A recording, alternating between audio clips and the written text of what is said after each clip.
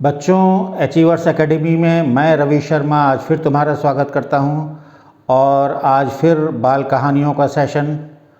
और मैं आज तुम्हारे लिए लेकर आया हूं अपनी एक और मज़ेदार कहानी जिसका शीर्षक है भलाई का फल। भलाई का फल यानी कि आप जिसके साथ जैसा करते हैं, जिसके साथ आप अच्छा करते हैं तो आपको भी उसके परिणाम अच्छे ही प्राप्त होते हैं। जैसा कि कहा गया है, जैसा बोओगे वैसा काटोगे, यानी कि हम जैसा बीजारोपण करेंगे हमें उसी प्रकार की फसल प्राप्त होगी। अच्छा बीज बोएंगे तो अच्छी फसल मिलेंगी, और यदि हमने खराब बीज बोया, खराब बात की, किसी के प्रति दुर्भावना रखी तो हमें निश्चित रूप से उसका खामियाजा भुगतना पड़ सकता है। तो मैं कहानी शुरू करता हूँ। भलाई का फल। एक झबरू बंदर था। वो बहुत ज़्यादा चुलबुला और नटखट था और कभी भी वो शांति से नहीं बैठता था। झबरू बंदर जहाँ भी जाता वहाँ कुछ ना कुछ उठा-पटक करना उसकी आदत में शुमार था। वो अपने से जो छोटे बंदर होते थे उनके पास जाके उनकी धौल लगा देना, या जो अपने से बड़े हैं उनको चिढ़ा के भाग जाना, इस तरह की चीज़ें करता रहता था। इसी प्रकार मटर गश्ती करते हुए उसके दिन बीत रहे थे। तभी बरसात आ गई, और बरसात में अब झबरू बंदर के पास रहने के लिए कोई घर तो था नहीं, तो वो काफ़ी बरसात से बचने का प्रयास करता, लेकिन फिर भी वो भीग जाता। तो भीगने से उसके बड़े बड़े बाल उसके चेहरे पे आ जाते और उसको वो बहुत परेशान करते थे। ऐसे ही एक दिन बरसात होने लगी और वो भीग गया, तो परेशान सा वो बैठा हुआ था, आँखों के ऊपर उसके बाल आ रहे थे बार बार। तभी उसने देखा कि पटरी पर एक नाई बैठा हुआ है। वो तुरंत उसके पास पहुंचा और जाके नाई को टुकुर टुकुर ताकने लगा। तो नाई ने उसे देखा, नाई समझ गया। उसने पूछा, झबरू मियाँ कैसे आना हुआ? तो झबरू बंदर ने अपने बाल दिखाए उसको। नाई समझ गया कि झबरू बाल कटवाने आया है। नाई ने फटाफट झबरू बंदर के बाल करीने से कतर दिए, और झबरू को भी लगा कि उसके बाल, उसका सिर बहुत हल्का हो गया है और उसे सब चीज़ें आसानी से दिखाई पड़ने लगी चारों तरफ। इसके बाद नाई ने झबरू से पूछा, भैया तुम्हारे बाल तो मैंने काट दिए, कुछ मुझे दोगे भी तुम? तो उसने तुरंत, झबरू उठा और बगल के बाग से एक बड़ा सा अमरूद लाके उसके हाथ में रख दिया। नाई बहुत खुश हुआ। इसके बाद नाई बगल में चाय वाले की दुकान पर चाय पीने चला गया।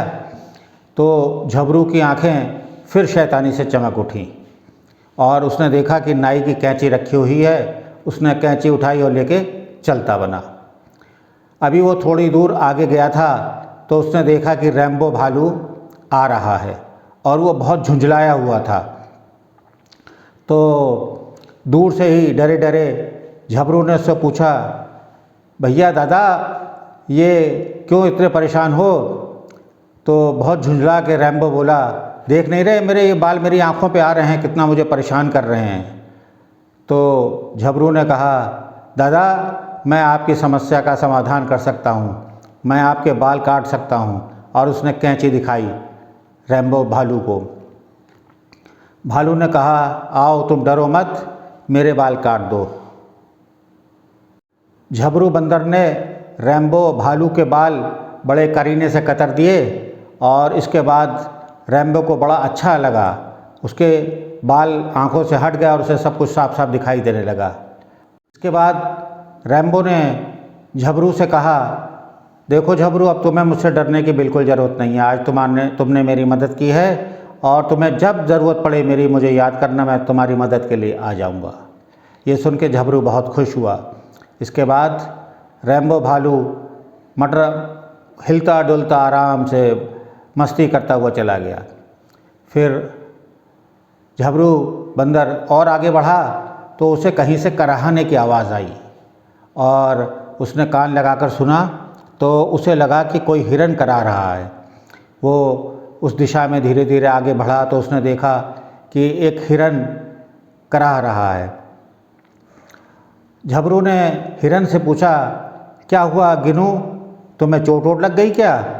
तो गिनू हिरन ने कहा, नहीं भैया चोट नहीं लगी, लेकिन देखो ये शिकारी के फंदे में मेरा पैर फंस गया है और मैं इससे निकल नहीं पा रहा हूँ। झबरू ने कहा, चिंता मत करो गिनू, मैं अभी तुम्हारा फंदा काट देता हूँ। और ये कहकर झबरू ने तुरंत गिनू हिरन का फंदा काट दिया और वह गिनू जाते जाते उससे बोला, भैया तुमने मेरी बड़ी मदद की है और कभी मुझे ज़रूरत पड़े तो मुझे याद करना। इसके बाद झबरू बंदर फिर आगे चल पड़ा तो उसने देखा ढेर सारी चिड़ियाँ एक बहेली के जाल में फंसी हुई हैं और बचाओ बचाओ चिल्ला रही हैं। झबरू को बहुत गुस्सा आया बहेलिए के ऊपर और उसने तुरंत जाकर वो जाल काट दिया और जाल काटने के साथ ही चिड़ियाँ उड़ चढ़ी स्वच्छंद आकाश की ओर। अब बहुत देर हो चुकी थी और गिनू और झबरू बंदर थक भी गया था। वो थोड़ा और आगे पहुंचा तो उसे एक झाड़ दिखाई पड़ी तो वो उसके नीचे बैठ के सुस्ताने लगा। तभी झबरू बंदर को नींद आ गई। जब नींद आ गई उसे तो उसने सपने में देखा कि नाई बहुत परेशान है क्योंकि उसके पास उसकी कैंची नहीं थी, वो किसी के बाल नहीं काट पा रहा है। तो वो अचकचा के एकदम झबरू खड़ा हुआ, उठ बैठा। उसने सोचा कि वास्तव में मैंने गलत काम किया है, मैं नाई की कैंची ले आया हूँ, वो बेचारा कैसे बाल काट रहा होगा। वो तुरंत चल दिया नाई के पास। नाई के पास पहुंचकर उसने चुपचाप वो कैंची वहाँ पर रख दी। तो नाई ये देखकर बहुत खुश हुआ और उसने झबरू से कहा, सुबह का भूला यदि शाम को घर लौट आए तो उसे भूला नहीं कहते। तुमने मेरी कैंची वापस कर दी, जाओ मैं तुम्हें आशीष देता हूँ कि तुम्हें तुम्हारी खोई हुई बंदरिया मिल जाए। और इसी के साथ झबरू बंदर वहाँ से चल पड़ा। थोड़ी दूर जाके वो जब जामुन के पेड़ पे चढ़ा तो उसने देखा कि वहाँ पर अरे ये तो उसकी बंदरिया यहाँ पर बैठी हुई है। वो बहुत खुश हुआ। उसको मन ही मन लगा कि वास्तव में भलाई का फल भलाई ही होता है। यदि किसी के साथ अच्छा करो तो हमें निश्चित रूप से उसका अच्छा फल प्राप्त होता है। धन्यवाद।